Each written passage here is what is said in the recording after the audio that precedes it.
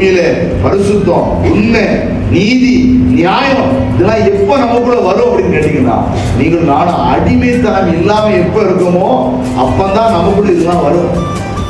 இதெல்லாம் நம்மளால செய்ய முடியும். கவனிங்க, இது இல்லைன்னா நம்மளை அதை செய்ய வைக்கும். அதனையா பைபிள போட்டுருக்கு, நீதிபதியின் புத்தகத்தில் எழுதப்பட்டிருக்கிறது. ஒருத்தன் பசியா இருப்பானா, அவன் போய் ஒரு இடத்துல போய் என்ன செய்வானா, திருடிவான்.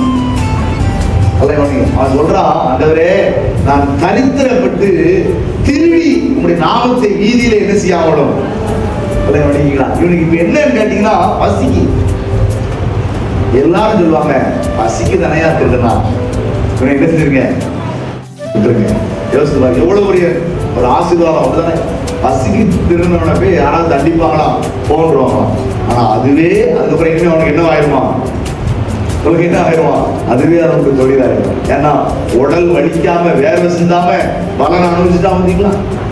இனிமேல் அவனுக்கு முடிவு பண்ணிடுவான் எப்படி சம்பாதிக்கணும்னு. இனிமே அவன் என்ன செய்ய ஆரம்பிச்சிருவானா, முடிவு பண்ண ஆரம்பிச்சிடான். இதுக்கு காரணம் என்னன்னு கேட்டீங்கன்னா, இந்த சுகபோகத்துக்கு வேற சொல்றது, சுகபோகமாய் வாழ்கிறவன் உயிரோடே என்ன செய்தவன், செத்தவன்.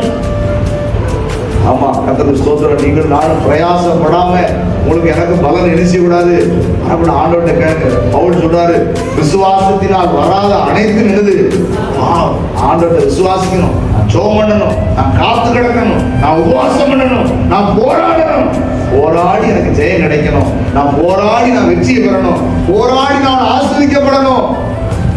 இல்லைன்னு வைங்க, துரிதமாய் கிடைத்த எந்த ஆசீர்வாதமும் நமக்கு என்ன செய்யாது.